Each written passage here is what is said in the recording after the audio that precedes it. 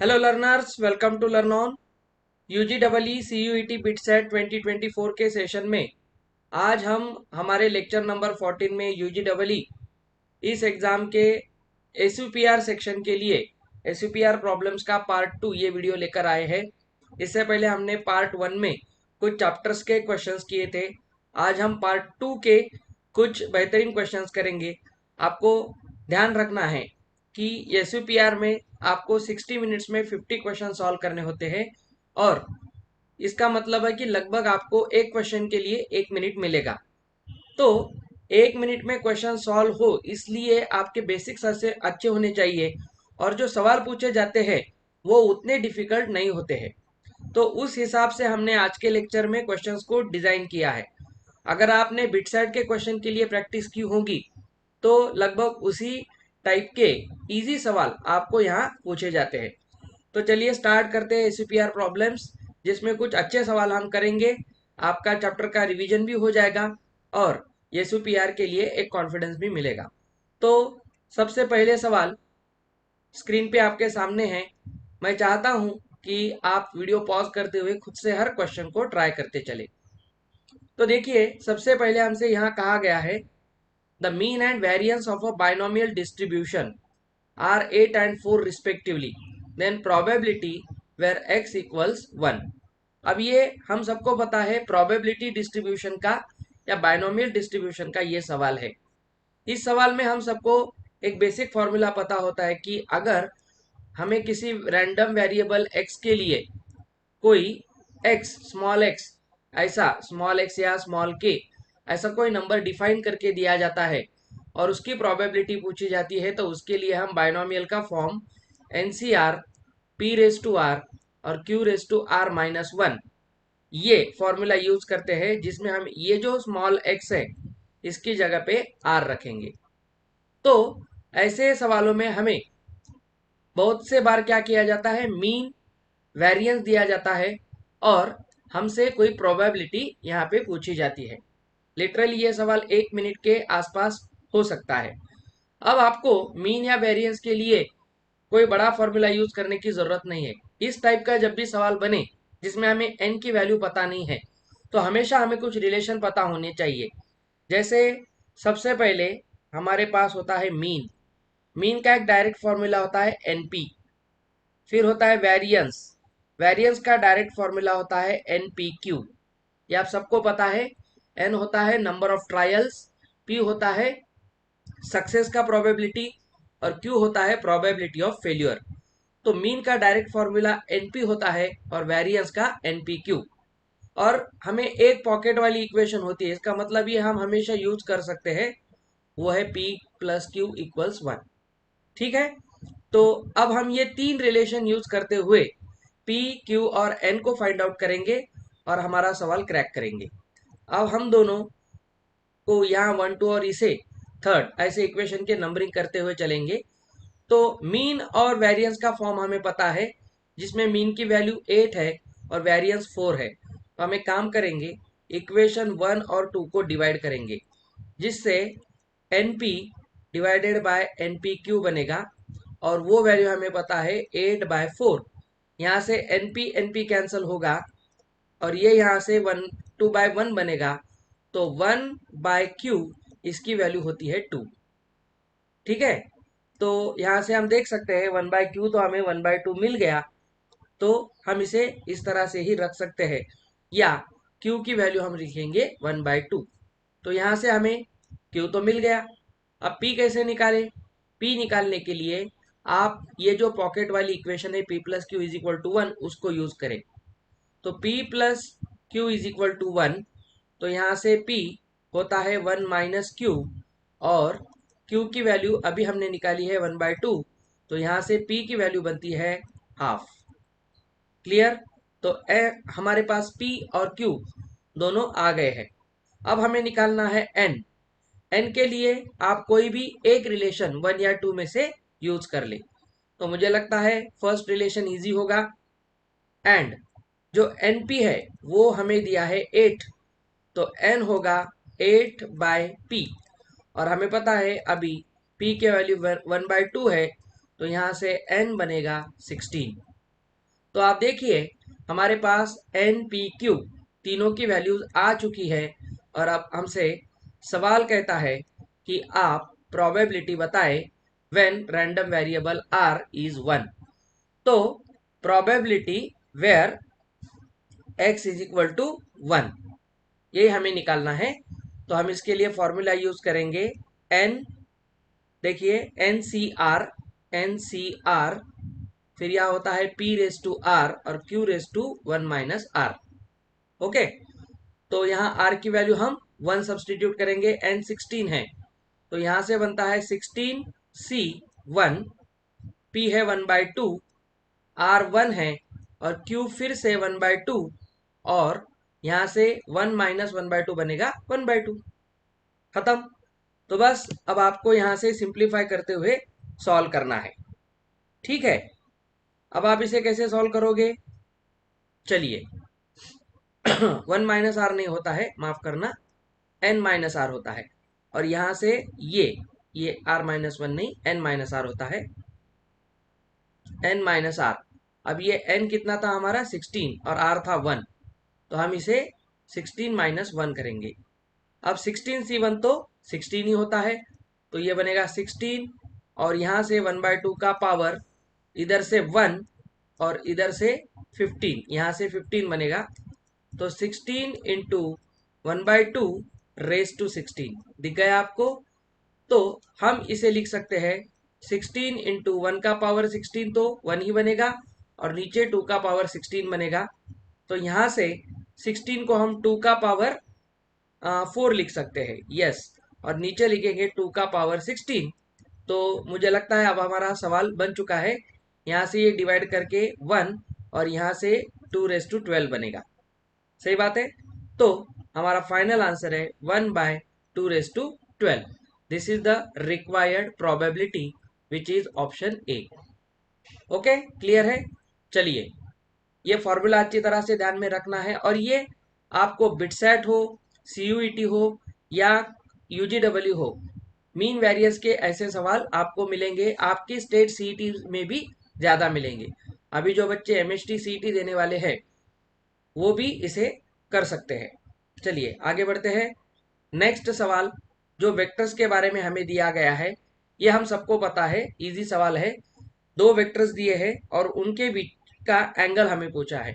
हम सबको पता है एंगल क्या होता है किसी भी वेक्टर का, कॉस थीटा, या हमें वेक्टर का डॉट प्रोडक्ट सबको पता है क्या होता है। यस सर, दो वेक्टर ए है और बी है तो उनका डॉट होता है A dot B is equal to mod A mod B into cos theta. तो यहां से हमें कॉस थीटा मिलेगा, तो कॉस थीटा होता है इस फॉर्मूला से A dot B upon mod A mod B. बस हम सबसे पहले क्या करेंगे, इस फॉर्मूला को यूज करने के लिए mod A mod B find out करेंगे। तो चलिए करते हैं। तो सबसे पहले हम इधर मॉड ए लेंगे। मॉड ए मतलब ये जो हमारा फर्स्ट वेक्टर है इसका मॉड, किसी भी वेक्टर का मॉड क्या होता है, अंडर रूट उसके जो कोएफिशिएंट्स है कंपोनेंट वाले वो सबका स्क्वायर करेंगे। तो यहाँ से 2 स्क्वायर 1 स्क्वायर 3 स्क्वायर बनता है, 2 square plus 1 square plus 3 square, मुझे लगता है ये 4 9 1 13 और यहाँ से हो गया 14। ठीक है, तो ये रूट 14 हो गया ए का मॉड। बी का मॉड हम देखते हैं, वो है 3 का स्क्वायर प्लस माइनस 2 का स्क्वायर प्लस 1 का स्क्वायर, अल्टीमेटली ये भी रूट 14 ही बनेगा। तो हमारे पास दोनों के मॉड आ गए। अब हम ए डॉट बी निकालते हैं। A dot B dot product के लिए हम आई जे जे और के कंपोनेंट को मल्टीप्लाई करते हैं। जैसे फर्स्ट जो है वो है 2i, ठीक है, प्लस जे प्लस 3k। अब मैंने यहाँ पे यूनिट वेक्टर का कैप नहीं निकाला है, आप समझ लीजिए। अब यहाँ से 3i minus 2j plus k। अब डॉट प्रोडक्ट में हम क्या करते हैं, आई को मल्टीप्लाई करेंगे। प्लस 2 प्लस 3 का प्रोडक्ट 6, यहाँ से बनेगा -2 और यहाँ से बनेगा +3। तो मुझे लगता है 4 + 3 7। ठीक है, अब हमारा सवाल खत्म हो गया है। अब कॉस थीटा की वैल्यू होती है A dot B. A dot B हमने अभी निकाला है 7, वो न्यूमरेटर में रखेंगे और नीचे ए और बी का मॉड। तो दोनों के मॉड क्या है, √14 इंटू √14। तो √14 इंटू √14 की वैल्यू क्या बनेगी, 14 ही बनेगी। तो यहाँ से मुझे दिखता है cos थीटा इज हाफ। अब cos थीटा की वैल्यू कब हाफ होती है, जब थीटा 60 डिग्री होता है। तो यहाँ से दो वेक्टर के जो बिटवीन एंगल है वो 60 डिग्री है। So option D is our final answer. देखिए एक एक मिनट में सवाल बनेंगे, इजी सवाल होते हैं। अब ये एक लिमिट का अच्छा क्वेश्चन है। बच्चे मुझे कमेंट कर रहे थे सर एलसीडी करा दो। एलसीडी कुछ नहीं होता है इस, और ज्यादातर क्वेश्चन आपके लॉपिटल रूल से बन जाएंगे। हम लॉपिटल रूल कब यूज करते हैं, जब जब जब जब 0/0 फॉर्म बनेगा या इंफिनिटी फॉर्म बनेगा। ठीक है, मुझे लगता है ये सवाल आपको एक बार लॉपिटल का यूज करते हुए खुद से ट्राई करना चाहिए। वीडियो पॉज करके एक बार ट्राई कीजिए। ठीक है, आपने ट्राई कर लिया होगा। लेकिन देखिए इसमें थोड़ी सी सर्कस है। अब हमसे यहाँ पे कहता है कि आपको कैलकुलेट करनी है limit where x tends to 0। अब हम लॉपिटल तभी लगाएंगे जब x टेंड्स टू 0 होगा और 0/0 का फॉर्म बनेगा। ठीक है, तो यहाँ से sine of pi cos square x upon x square, ये हमें लिमिट के लिए फंक्शन दिया है। अब देखिए ऊपर अगर हम at x is equal to 0 check करते हैं तो ये लिमिट कितनी बनती है। अब cos 0 तो 1 होता है, 1 का स्क्वायर 1, मतलब यहाँ बनेगा पाई इंटू 1 पाई, और साइन पाई मतलब साइन 180, साइन 180 फिर से 0 होता है। तो न्यूमरेटर में 0 क्रिएट हो रहा है और नीचे तो 0 ऑब्वियसली बन रहा है व्हेन x इज 0। तो ये 0/0 फॉर्म है। और जब भी 0/0 फॉर्म बने हम लॉपिटल यूज करते हैं। तो यहाँ पे हम क्या करेंगे, LH रूल यूज करेंगे। तो LH रूल में हम क्या करते हैं, ऊपर का ऊपर डिफरेंशिएशन, नीचे का नीचे डिफरेंशिएशन करते हैं। तो इस सवाल में आपका थोड़ा सा डिफरेंशिएशन का भी एक सवाल बन जाएगा, प्रैक्टिस हो जाएगी। तो यहाँ से देखिए लिमिट x टेंड्स टू 0। अब साइन के साथ जो भी होता है, साइन थीटा का डेरिवेटिव होता है कॉस थीटा। तो ऊपर हम ऊपर का ऊपर डिफरेंशिएशन करेंगे, नीचे का नीचे अलग से करेंगे। इसे आप क्वोशंट रूल से ना करें। तो ये बनेगा cos थीटा, मतलब थीटा तो यहाँ पे cos of pi cos square x है। फिर हम डिफरेंशिएट करते हैं जो भी अंदर फंक्शन बचा है उसका चेन रूल यूज करते हुए। तो डिफरेंशिएशन बनेगा pi into cos square x का, और नीचे से डिफरेंशिएशन बनेगा 2x। अब हम इसे और एक बार डिफरेंशिएट कर सकते हैं, क्योंकि जब तक नीचे का x ना चला जाए वैसे भी हम कर सकते हैं, लेकिन ये बहुत बड़ा डिफरेंशिएशन बन जाएगा। इसलिए हम क्या करते हैं, अब लिमिट यूज करने के लिए इससे ज़्यादा डिफरेंशिएशन नहीं करेंगे। तो देखिए न्यूमरेटर में बनता है cos of pi cos square x. ये पाई पाई तो बाहर चलेगा। अब कॉस स्क्वायर एक्स का डेरिवेटिव क्या होता है, N x raise to n minus 1 का फॉर्म लगाते हुए 2 कॉस एक्स, समझ में आया। और फिर कॉस एक्स का डेरिवेटिव बनेगा माइनस साइन एक्स। अब मैंने एक ही फॉर्म में इसको डिफ्रेंशिएट कर दिया है। नीचे आ गया -2, तो मुझे लगता है ये 2 इस 2 के साथ कैंसल आउट हो जाएगा। हम लिमिट में बाहर माइनस साइन एक्स रखेंगे। अब सजावट करनी है बस, इस साइन के साथ, ये साइन के साथ हम ये एक्स को लेंगे। ठीक है, तो यहाँ से आपको पता चल गया होगा कि ये साइन एक्स बाय एक्स बनेगा। तो यहाँ से माइनस हम बाहर निकालेंगे, हम अलग अलग अब लिमिट देंगे। तो ये लिमिट हम चलिए हम यहाँ पे लिमिट लिखते हैं। हमें पता है माइनस साइन हम लिमिट के बाहर लेके जाते हैं। तो minus limit of x tends to 0, ये फर्स्ट फंक्शन हो गया। फिर हम लिमिट किस पे लगाएंगे, अब ये जो पाई है, पाई वो भी कांस्टेंट मल्टीपल है, तो हम इस पाई को इधर माइनस के साथ बाहर निकाल लेते हैं। तो ये माइनस पाई पूरा बाहर बनेगा। उसके बाद हमें इस फंक्शन को एक लगाना है कॉस को। ठीक है, कॉस एक्स में 0 रखेंगे तो कोई प्रॉब्लम नहीं। फिर लिमिट x टेंड्स टू 0 इस कॉस के लिए लगाएंगे। ये सब न्यूमरेटर में चल रहा है तो ये बनेगा कॉस एक्स।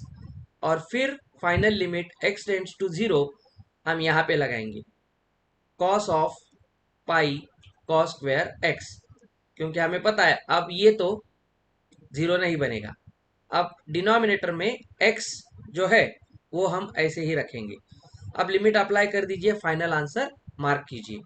जैसे ये माइनस पाई है, ये जो है साइन एक्स बाय एक्स का लिमिट बनेगा 1, यहाँ पे कॉस जीरो का वैल्यू बनेगा 1, तो इंटू ये 1, और ये आप देखिए कॉस जीरो 1, तो यहाँ पे 1 इंटू पाई पाई, और कॉस 180 की वैल्यू -1 होती है, तो ये थर्ड से बनेगा -1। और नीचे x के लिए जो, नहीं नीचे तो x आएगा ही नहीं क्योंकि हमने इसे साइन के साथ एडजस्ट किया था। यस, तो ये नीचे का x आएगा ही नहीं, नहीं तो ये पूरा इसे फिर इनडिटर्मिनेट फॉर्म में लेके जाता। बस अब आपको इसको मल्टीप्लाई करना है, तो मुझे यहाँ से दिखाई दे रहा है ये प्लस पाई होता है, और option B is the final answer. तो देखिए यहाँ पे लिमिट हमने लगाई और डिफरेंशिएशन भी किया लॉपिटल यूज करते हुए। लॉपिटल तभी यूज होता है जब 0/0 फॉर्म बनेगा या इंफिनिटी बाय इंफिनिटी बनेगा। चलिए आगे बढ़ते हैं। अब इसको आपको इंटीग्रेट करना है, और ये डेफिनेट इंटीग्रेशन का सवाल है। देखिए लिमिट्स भी दी है 1 से 4 तक। अब देखना, जब भी हम अंडर रूट समथिंग कुछ देखते हैं तो उसे हम क्या करेंगे, सब्सटीट्यूट करेंगे। और ये जो सब्सटीट्यूशन होता है वो हम कैसे करते हैं, जो अंडर रूट होता है 2x+1 जो अंडर रूट में है, ये 2x+1, इसको हम टी नहीं टी स्क्वेयर रखते हैं, जिससे ये रूट बाद में हट जाएगा। ठीक है, तो एक बार खुद से ट्राई कीजिए। ठीक है, आपने ट्राई कर लिया होगा। तो यहाँ पे हमने टी स्क्वेयर रखा है, नहीं ये टी स्क्वेयर हम रूट को नहीं लगाएंगे।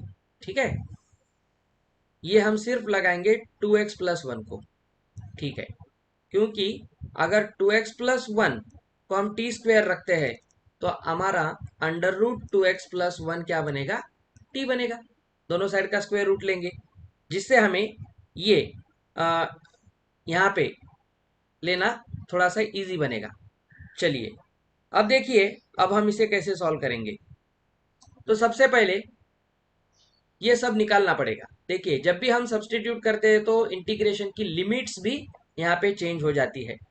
जैसे लिमिट पहले थी 1 से 4, लेकिन जब हम x के रिस्पेक्ट में कर रहे थे, लेकिन अब हम t के रिस्पेक्ट में इंटीग्रेट करेंगे, तो हमें लिमिट्स t के लिए निकालनी पड़ेगी। तो यहाँ से हम काम कर सकते हैं, जब भी हमने इसे सब्सटीट्यूट किया है, जिसे भी हम सब्सटीट्यूट करते हैं उसमें हम x की वैल्यूज रखेंगे।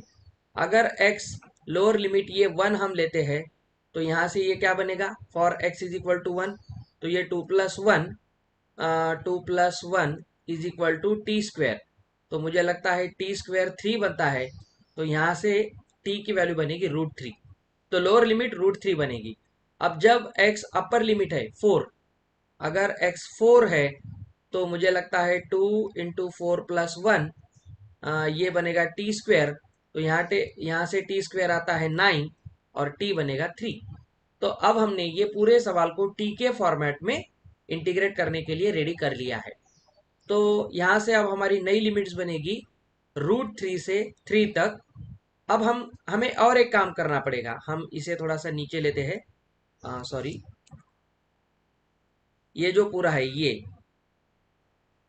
हाँ ठीक है, काम करते हैं, हम इसे यहाँ से निकाल देंगे।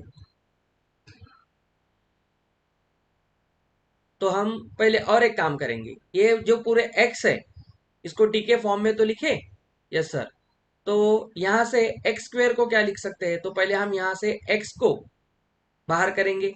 तो x को बाहर करने के लिए जो हमारा इक्वेशन था 2x+1 is equal to T square, तो यहाँ से मुझे तो x दिख रहा है t² -1/2। ओके, ये तो x की वैल्यू हो गई, और x² क्या बनेगा, ये जो पूरा है t² -1 का होल स्क्वायर, और नीचे ये 2 का स्क्वायर 4। बस अब हमारा सवाल बनता है लिमिट फ्रॉम √3 से +3, और ऊपर न्यूमरेटर में x² बनेगा t² -1 का whole square by 4, plus x की वैल्यू बनेगी t² -1/2। ठीक है, बस ये लिमिट्स आप सब्सटीट्यूट करके आपको सवाल सॉल्व करना है। और नीचे डिनोमिनेटर में ये हम रखेंगे √t², क्योंकि हमने 2x+1 को t² एज्यूम किया था अब ये सब इंटीग्रेट हो रहा है dt के फॉर्म में। क्लियर है? तो अब हमें dx के लिए भी कुछ लाना पड़ेगा। तो dx के लिए हम क्या करेंगे, एक और नया काम करेंगे। वो क्या कर सकते हैं सर? देखिए, क्योंकि यहाँ तो ऑलरेडी dx ही था ना, हमने dx के लिए तो कुछ सब्स्टिट्यूट नहीं किया। तो जब हम यहाँ 2x प्लस वन को टी स्क्वायर लिखते हैं, 2x प्लस वन को टी स्क्वायर लिखते हैं, तो दोनों साइड डिफ्रेंशिएट करेंगे तो यहाँ से हमें मिलेगा, देखिए 2x का डेरिवेटिव 2 प्लस 1 का डेरिवेटिव 0 और यहाँ से बनेगा 2t। तो मुझे यहाँ से दिखाई दे रहा है, देखिए एक मिनट, हाँ, यहाँ से बनेगा 2x का डेरिवेटिव 2 dx, क्योंकि ये तो 0 हो गया 2 dx, और यहाँ से बनता है 2 dt। तो मुझे तो दिखाई दे गया कि dt को अब हम क्या लिखेंगे, dx को हम लिखेंगे t dt। ये t आएगा ना, 2t है, ये t dt आएगा। तो dx का सब्सटीट्यूशन हो गया t dt। बस अब हम इस सब्सटीट्यूशन को यहाँ पे रखेंगे t dt। अब हमें इसे बस सिंप्लीफाई करना है। तो मुझे तो दिखाई देता है रूट टी का, रूट टी स्क्वायर का जो स्क्वायर रूट होगा वो क्या होगा। अब देखिए, किसी भी नंबर का जो स्क्वायर रूट है वो वही नंबर बनता है। अब रूट टी स्क्वायर का मतलब मान ले रूट टू स्क्वायर है, रूट टू स्क्वायर 4 होता है, 4 का स्क्वायर रूट 2 ही होता है। तो उस हिसाब से देखें तो ये तो टी इस टी के साथ कैंसिल हो जाएगा, ठीक है, क्योंकि टी स्क्वायर ही बाहर निकलेगा। टी स्क्वायर मतलब क्या है, टी इंटू टी। तो यहाँ से एक टी बाहर निकलेगा तो उसका स्क्वायर रूट तो टी ही बनेगा। तो ये टी टी कैंसिल हो जाएगा। और अब हमारे पास यहाँ क्या बचता है, लिमिट लगाएंगे रूट 3 से 3 तक, ऊपर हम लिखेंगे टी स्क्वायर माइनस 1। अब नीचे इसका एलसीएम लेंगे तो मुझे लगता है यहाँ 4 है तो ऊपर बनेगा 2 टाइम्स टी स्क्वायर माइनस 1 और ये ओवरऑल बनेगा 4 डी टी। देखिए, हमें यहाँ पे कुछ और स्लाइड्स लगेंगी।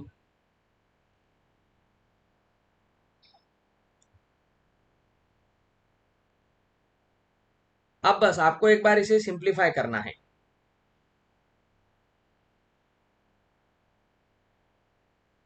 हाँ, देखिए, तो यहाँ से ये हम यहाँ आएंगे रूट 3 से 3 तक, इसे ओपन कीजिए, ये बनेगा T raise to 4 minus 2t square plus 1।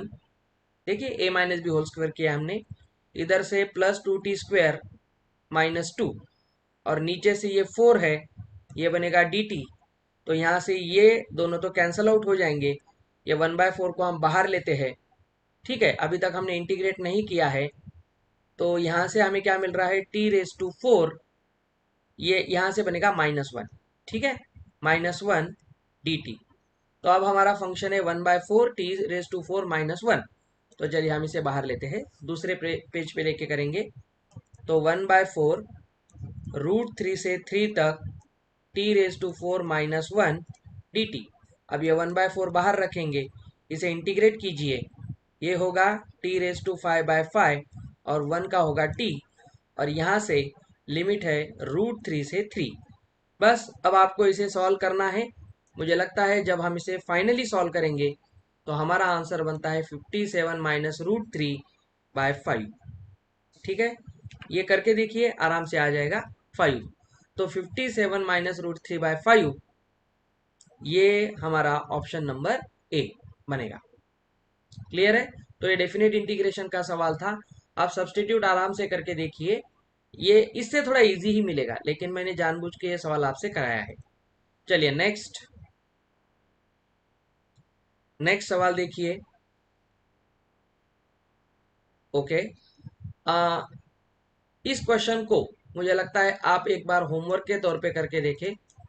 जब भी हमें किसी फंक्शन की मिनिमम वैल्यू निकालनी होती है तब हम क्या करते हैं, डिफरेंशिएशन भी यूज करते हैं, या आप इस फंक्शन का ग्राफ भी निकाल सकते हो। अगर आप ग्राफ निकाल के करोगे तो भी चलेगा, जिसे ग्राफ नहीं निकालना आता है तो एक मैं आपको सजेस्ट करूंगा कि आप इसे डिफरेंशिएशन के साथ करिए। ये एओडी का सवाल है, मिनिमम वैल्यू मैक्सिमम वैल्यू, ये जो क्वेश्चन होते हैं वो एओडी से निकलते हैं।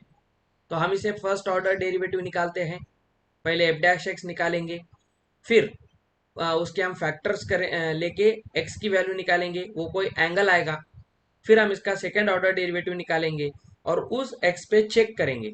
अगर अगर सेकेंड ऑर्डर डेरिवेटिव की वैल्यू पॉजिटिव आती है तो फंक्शन उस x पे क्या होता है, मिनिमम होता है। ये आपको ध्यान में रखना है। सेकेंड ऑर्डर डेरिवेटिव अगर पॉजिटिव आता है तो फंक्शन होता है मिनिमम, उसकी वैल्यू मिनिमम होती है, और निगेटिव वैल्यू पे मैक्सिमम होती है। तो आपको ये चेक करना है किस x की एंगल की वैल्यू पे ये फंक्शन मिनिमम बन रहा है, वो आपको यहाँ रखना है एंगल, और इस सवाल को सॉल्व करना है। एक बार खुद से ट्राई करके देखिए, कमेंट बॉक्स में इसका आंसर देना है। ये एक अच्छा सवाल है ट्रिग्नोमेट्री का, जिसमें हमसे कहा गया है कि tan 20 डिग्री जो है उसे अगर हम p कहते हैं तो हमसे इसकी वैल्यू पूछ रहा है। अब बहुत सारे बच्चे इसे देख के कुछ सूझ रहा है क्या, ये भी आपको देखना है। तो देखिए, ये सवाल को हम अच्छी तरह से करेंगे। जैसे tan 20 डिग्री अगर p है तो हमसे पूछता है tan 160 degree minus tan 110 degree divided by 1 plus tan 160 into tan 110। इसे देख के कौन सी फील आ रही है, tan a minus tan b upon 1 plus tan a tan b। तो ये tan a माइनस b का फॉर्मूला है, लेकिन हम वहाँ ये नहीं लगाएंगे। क्यों नहीं लगाएंगे, इसका कारण है। अगर आप tan a माइनस b करेंगे इसे, तो मतलब आप 160 माइनस 110 करोगे, और वो बनेगा tan 50।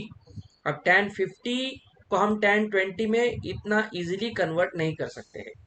तो हम एक अलग काम करेंगे। हम क्या करेंगे, इस 160 और 110 को 20 डिग्री के फॉर्म में कन्वर्ट करेंगे, अलाइड एंगल्स का कॉन्सेप्ट लगाएंगे। वो कैसे निकालते हैं, 160 को हम क्या लिख सकते हैं, 180 माइनस 20 लिख सकते हैं।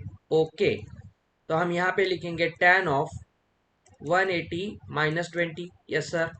सिमिलरली 110 को हम क्या लिखेंगे, 90 प्लस 20। बस 20 के फॉर्म में लिखना है, जिससे आपका सवाल इजीली बन जाएगा, क्योंकि tan 20 हमारे पास p के बराबर है। अब 1 प्लस फिर tan 160 को हम लिखेंगे 180 माइनस 20 इंटू tan ऑफ 110 को लिखेंगे 90 प्लस 20। अब tan 180 माइनस थीटा क्या होता है, 180 माइनस थीटा मतलब सेकेंड क्वाड्रेंट, एक्स एक्सिस को क्रॉस कर रहा है, तो अलाइड एंगल में रेशियो चेंज नहीं होता है। मैं आपको अलाइड एंगल के लिए एक ट्रिक बता दूं। देखिए, हम इसे बाहुबली मेथड कहते हैं। अगर कोई भी एंगल एंगल जो होता है वो क्वाड्रेंट चेंज करते हुए ये यहाँ से अगर सेकेंड क्वाड्रेंट में जाता है, तो जब भी वो y एक्सिस को क्रॉस करेगा, मतलब वो 90 है या इधर 270 है, ऐसे एंगल्स को y एक्सिस को क्रॉस करेगा, तो उसका रेशियो चेंज होगा। मतलब साइन कॉस बनेगा, कॉस साइन बनेगा, टैन का कॉट बनेगा, कॉट से टैन बनेगा, सीक से कोसिक और कोसिक से सीक बनेगा। ठीक है। और अगर वो एक्स एक्सिस को क्रॉस करता है, मतलब कौन से एंगल, 0, 180 दिख रहा है आपको, या 360 एंड सो ऑन, तो वो अपना रेशियो चेंज नहीं करेगा। ये एक बेसिक कॉन्सेप्ट होता है। और बाकी साइन क्या होता है, वो किस क्वाड्रेंट में है, इसके लिए हम ASTC लॉ लगाते हैं। ASTC आप सबको पता है, साइन के लिए हम यूज करते हैं ऑल पॉजिटिव, सेकंड में साइन कोसिक पॉजिटिव, थर्ड में टैन और कॉट पॉजिटिव, और फोर्थ में कॉस और सीक पॉजिटिव। बस अब देखिए 180 माइनस 20, 180 माइनस 20, तो हम पीछे जा रहे हैं, मतलब हम सेकंड क्वाड्रेंट में चले गए। सेकंड में हमने किसे क्रॉस किया है, अभी 180 को, मतलब एक्स एक्सिस को, तो ये वैल्यू चेंज नहीं होगी। tan 180 minus theta tan theta ही होता है। Yes sir. देखिए, लेकिन ये निगेटिव वैल्यू देगा। क्यों, क्योंकि सेकंड क्वाड्रेंट में tan निगेटिव होता है, तो ये हमें माइनस tan 20 ही देगा। सिमिलरली इधर 90 प्लस 20, 90 प्लस 20 मतलब y एक्सिस को क्रॉस कर रहा है, तो tan बनेगा cot। ठीक है, tan बनेगा cot, और फिर वो बनेगा cot 20।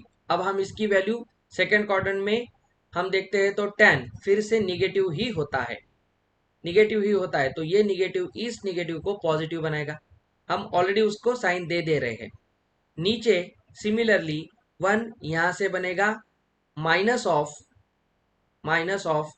tan 20 इंटू यहां से बनेगा माइनस ऑफ cot 20।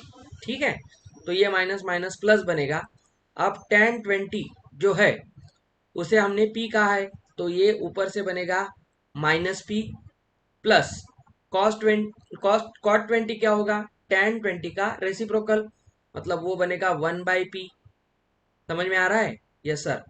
सिमिलरली आप देखिए इधर से माइनस माइनस प्लस, तो ये प्लस बनेगा और tan 20 into cot 20, p into 1/p।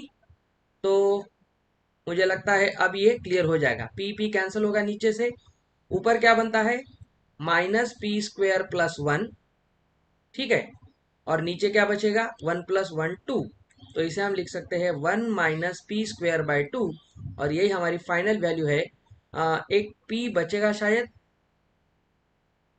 p बचेगा क्या, एक कोई कहाँ से p आता है,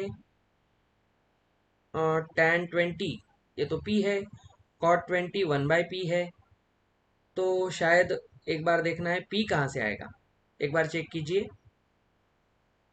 हाँ, ऊपर का एलसीएम बाकी था ना, तो यहाँ पे एक p बनेगा, यस ये p बनेगा, और ये p ऐसा नीचे आएगा इस 2 के साथ, तो ये बनेगा 1 माइनस पी स्क्वेयर, ये यहाँ का एलसीएम है वो रह गया था, तो ये 2p आएगा।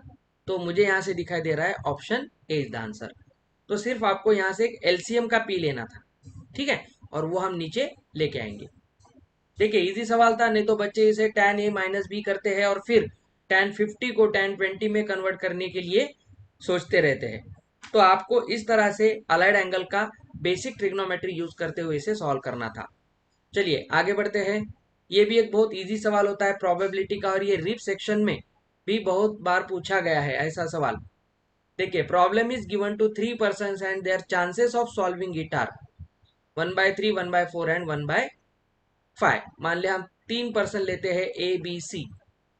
अगर ए पर्सन उसे सॉल्व करता है 1/3 में, उसकी प्रोबेबिलिटी 1/3 है, सेकेंड पर्सन की 1/4 है, और थर्ड की 1/5 है, तो हमसे कहा है कि प्रॉब्लम इज नॉट सॉल्व।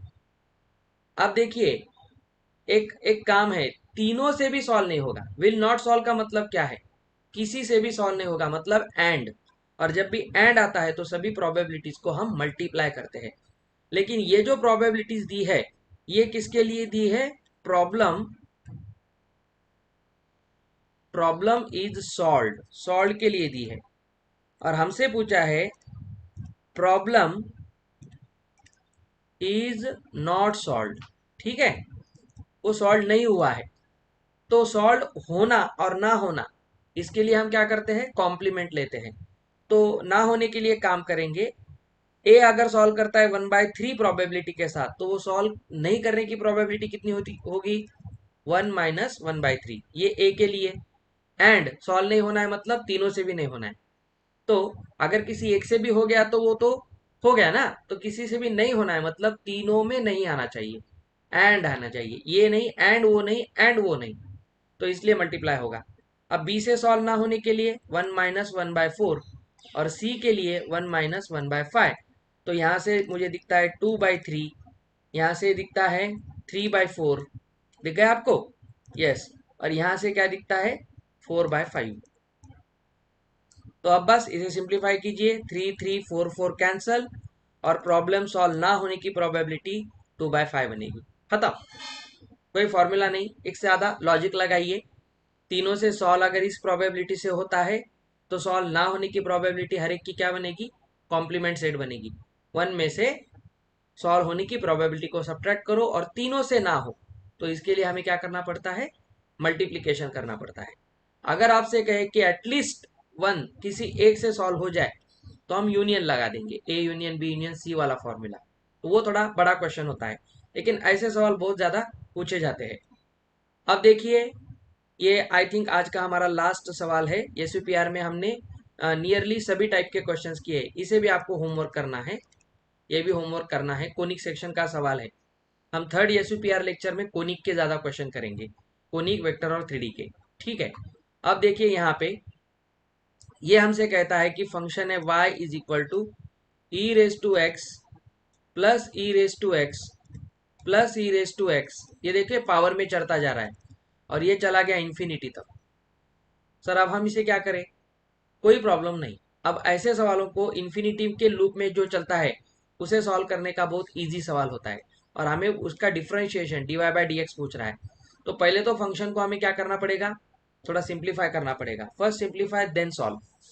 तो देखिए हमें काम करते, ये हमारा फंक्शन y है, तो आप देखिए ई रेस टू एक्स है, यस सर, उसके पावर में फिर क्या हो गया, प्लस, प्लस देखिए प्लस में क्या आ गया, ये अगर आप देखते जाए तो ये ऊपर ऊपर चढ़ रहा है ना फंक्शन, यस सर। तो E raise to X, E raise to X, E raise to X ही चल रहा है, तो ये पूरा y ही तो रिपीट हो रहा है, तो हम इसे लिखेंगे E raise to x plus Y. यही तो रिपीट हो रहा है, देखिए ये y को ही तो रिपीट कर रहा है, पूरा फंक्शन ही तो रिपीट हो रहा है, ये इसकी खासियत होती है। तो ये अब फंक्शन बन गया y is equal to E raise to x plus Y. अब सवाल खत्म हो गया, आपको दोनों साइड में डिफ्रेंशिएट करना है। तो D Y by D X होगा y का differentiation, E raise to X का derivative E raise to X ही होगा, लेकिन चेन रूल लगेगा, और डिफ्रेंशिएशन होगा x प्लस वाई का। तो इधर से E raise to x plus Y ध्यान में रख के कीजिए, x प्लस वाई का derivative 1 plus D Y by D X होगा, ठीक है, 1 plus D Y by D X, और इधर D Y by D X है, तो D Y by D X की टर्म्स को हम एक साथ लेके आएंगे।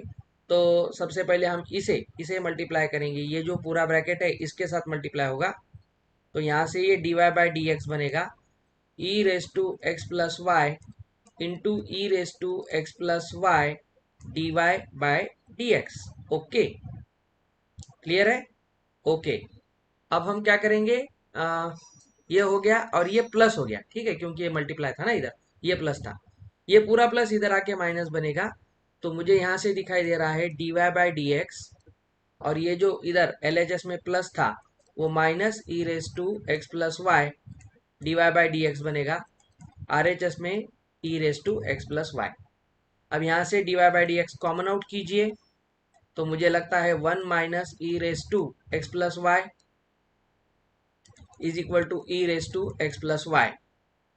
तो यहाँ से D Y by D x क्या बनेगा, ये बनेगा ई raise to x plus y divided by 1 minus E raise to x plus y. लेकिन e raise to x plus y क्या था, वो तो वाई के बराबर था, क्योंकि ऑप्शन में हमें आंसर वाई के बराबर निकालना है। तो ऊपर न्यूमरेटर में बनेगा वाई और नीचे 1 माइनस वाई। तो D Y by D X आप सबको दिख गया, वाई अपॉन 1 माइनस वाई होगा, option C is the answer. तो ये बेसिक्स होते हैं, इसे हम इम्प्लीसिट फंक्शन कहते हैं, क्योंकि x और y इम्प्लीसिटली साथ में आ गए हैं। तो जब भी x और y एक ही फंक्शन में दिखाई दे तो आपको क्या करना पड़ेगा, उसको इम्प्लीसिटली डिफ्रेंशिएट करना पड़ेगा, और y के डेरिवेटिव को हमेशा D Y by D X लेना पड़ेगा। क्लियर है। तो ये लास्ट वाला एक सवाल है कोनिक का, और इससे पहले मैंने आपको एक सवाल दिया था मिनिमम वैल्यू का, वो आप इस पीडीएफ के द्वारा आपको सॉल्व करना है एज होमवर्क, कमेंट में उसका आंसर देना है, ज़रूर एक बार खुद से ट्राई करके देना है। अब हम नेक्स्ट लेक्चर में मिलते हैं डेटा सफिशिएंसी के साथ। Till then happy learning with learn on, have a nice day. Like करना, लिंक शेयर करना, चैनल सब्सक्राइब करना। Good bye.